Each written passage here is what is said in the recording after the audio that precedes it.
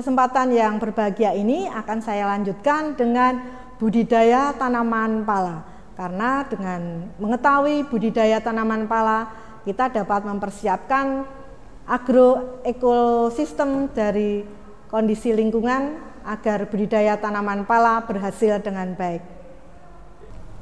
Nah, sekilas tentu saja kita perlu mengetahui tahapan tentang pembudidayaan tanaman pala.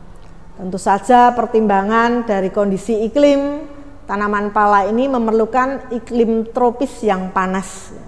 Secara umum tanaman pala tumbuh dan berproduksi dengan baik pada daerah dataran rendah sampai ketinggian 700 meter di atas permukaan laut dengan suhu udara optimum berkisar 20-30 derajat Celcius, di mana kelembapan bisa mencapai 50-80% dan curah hujan antara 2000-3500 mm per tahun, dan tempat yang terbuka atau mendapat cukup sinar matahari.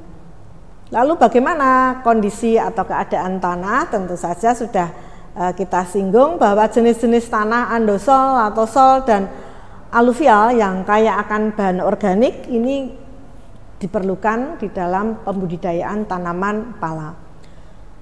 Tahapnya kita bisa mempelajari bahwa teknik budidaya tanaman pala ini diawali dengan penyiapan lahan, kemudian penyiapan bibit, penanaman, pemeliharaan tanaman.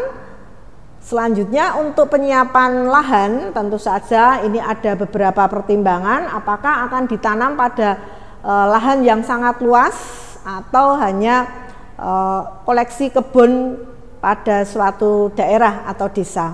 Nah, ini diawali dengan pembukaan lahan, pengolahan tanah, dan pembuatan lubang tanam. Lalu penanganan pasca panen. Nah, penanganan pasca panen ini adalah tahap yang penting karena kualitas dari produksi pala ini sangat dipengaruhi oleh kondisi penanganan pasca panen. Di antaranya misalnya pemisahan daging buah, biji maupun fuli, pengeringan biji pala, sortasi biji pala. Nah, kapan itu sortasi dilakukan? Dengan memperhatikan ukuran, warna, keriput tidaknya suatu biji, dan ada lubang atau tidak, karena ada hama atau penyakit yang mengganggu pada buah pala.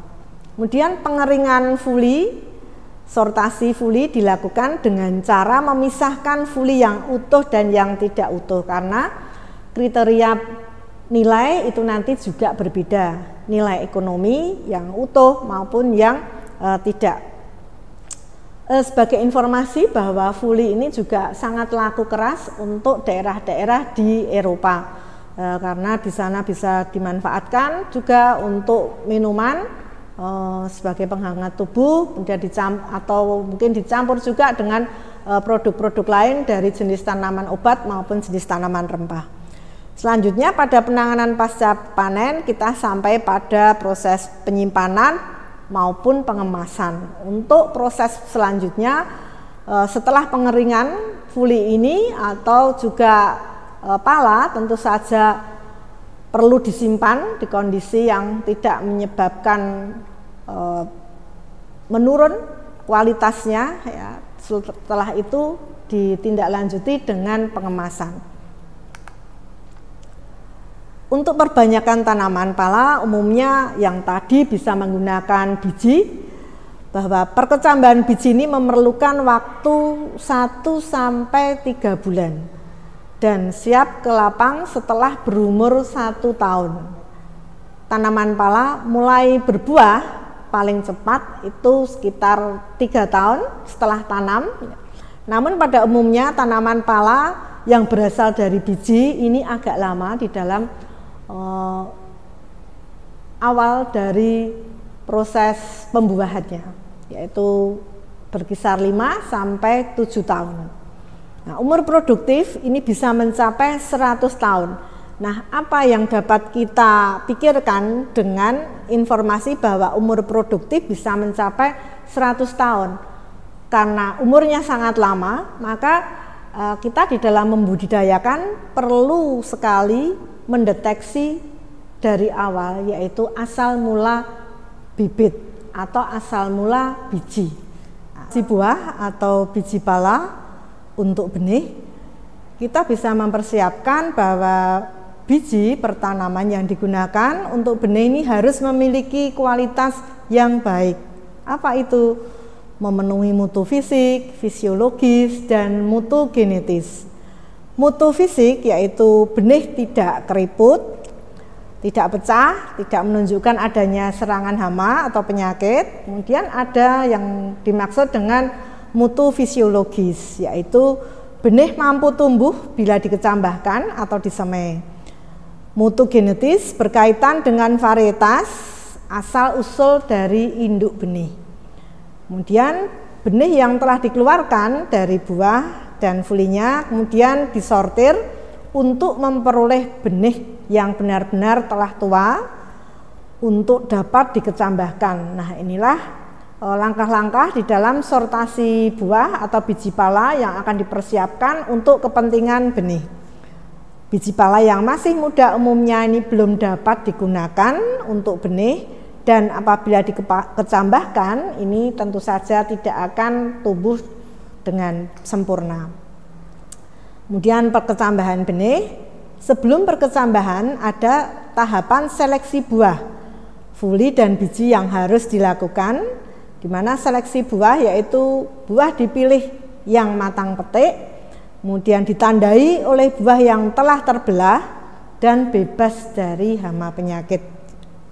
Seleksi fuli yaitu buah dibelah dan dipilih biji yang memiliki fuli tebal berwarna merah tua, mengkilap dan bebas dari hama penyakit.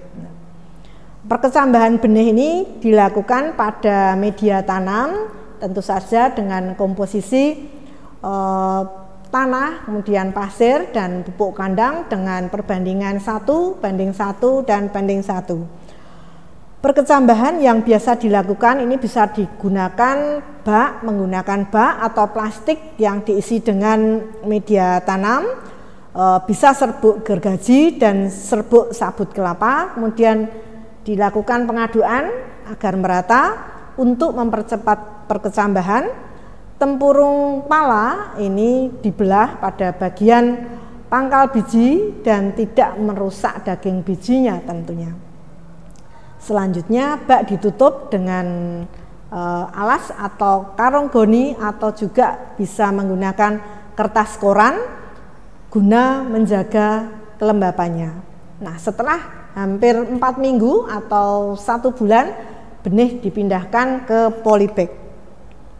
Yang terpenting kita ketahui juga adalah deteksi pala jantan dan betina pada stadia biji. Bagaimana kita membedakannya?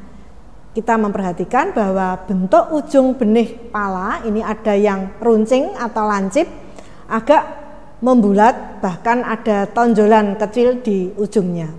Berdasarkan keterangan para petani penangkar benih pala di Kepulauan Ternate, Jawa Barat maupun Sumatera Barat, benih yang memiliki tonjolan seperti tanduk di ujungnya ini akan tumbuh menjadi pala jantan.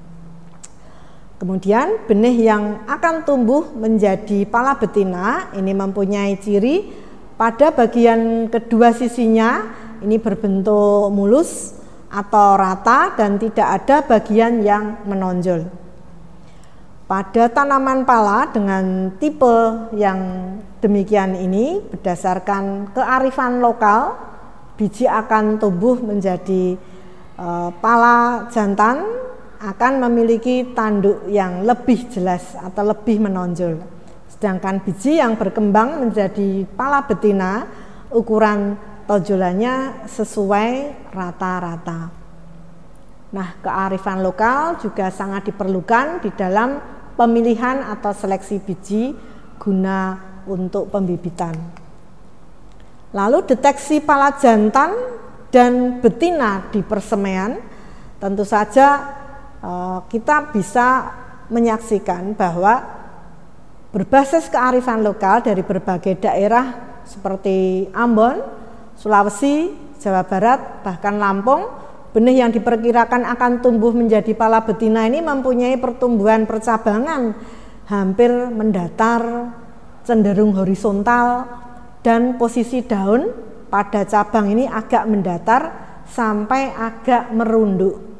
Ukuran daunnya agak besar dan lebar, sedangkan benih pala jantan ini tidak mempunyai percabangan dan sudut cabangnya ini menyempit atau lancip, sehingga pertumbuhan tajuk ini cenderung tegak ke atas.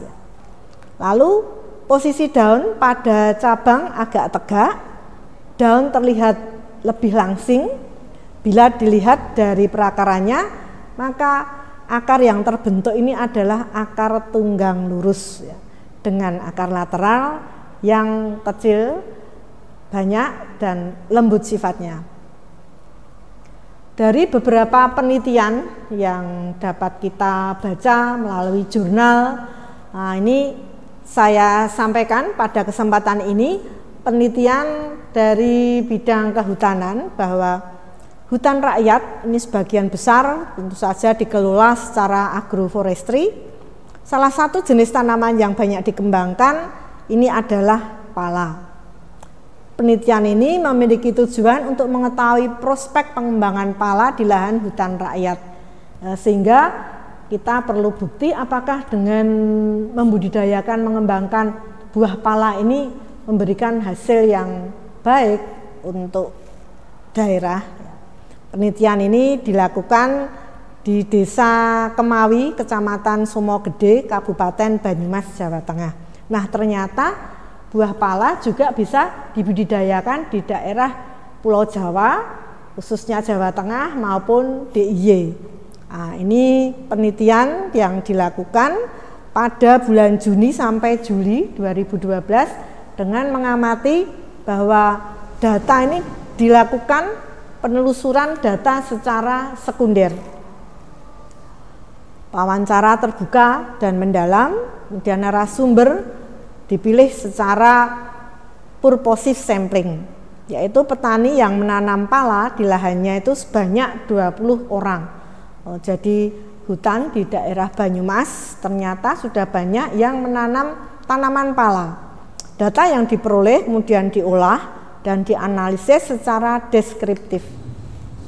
Hasil penelitian menunjukkan bahwa pala ini memiliki prospek yang baik sebagai salah satu jenis tanaman yang bisa dikembangkan sebagai hutan rakyat di Desa Kemawi, karena ada faktor-faktor yang mendukung pengembangannya. Apa saja?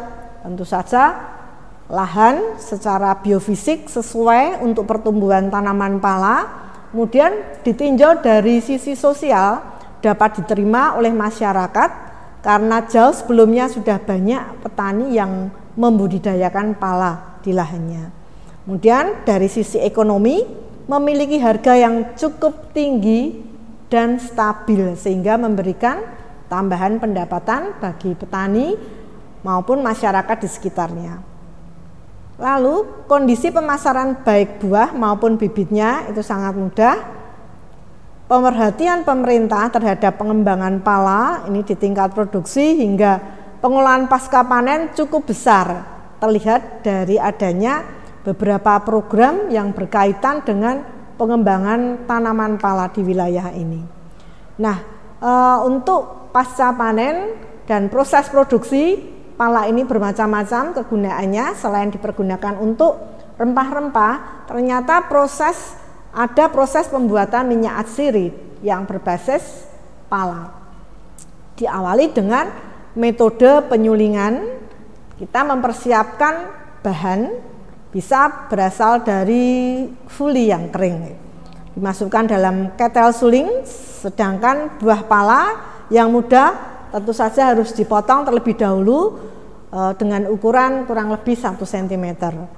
Setelah itu disiapkan alat suling berupa ketel yang berisi air bersih.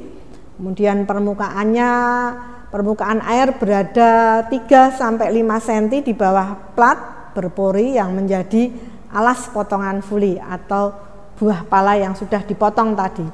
Selanjutnya pengisian bahan ke ketel dilakukan. Nah, setelah bahan diisikan, kemudian ketel ditutup secara rapat. Penyelungan kondensor ini dialiri dengan air pendingin. Pada saat itu alat pemisah air dan minyak ini sudah terpasang pada saluran keluar kondensator. Ketel dipanaskan dengan api tungku atau kompor selama 2 hari atau 48 jam. Selanjutnya proses pengurangan air. Minyak atsiri pala yang diperoleh masih mengandung sejumlah air karena masih tergabung di dalamnya. Air ini dapat dikurangi dengan menyaring minyak melalui kertas saring berlapis magnesium karbonat. Nah, untuk memperoleh minyak atsiri pala yang murni dengan kandungan air yang rendah, tentu saja harus disentrifuge dengan kecepatan tinggi atau disaring dengan penyaring mekanis. Lalu penyimpanan minyak atsiri disimpan di dalam botol kaca yang berwarna gelap dan kering. Botol ini harus ditutup rapat atau bisa juga menggunakan jerigen plastik yang memiliki kualitas bahan yang bagus sebagai penyimpan minyak atsiri pala. Saya rasa semoga apa yang saya sampaikan ini bermanfaat, khususnya di dalam budidaya tanaman pala sampai dengan pasca panen dan bukti prospek dari pengembangan budidaya tanaman pala. Selamat belajar para mahasiswa Fakultas Pertanian, jayalah selalu Unisri dan agroteknologi smart. Terima kasih.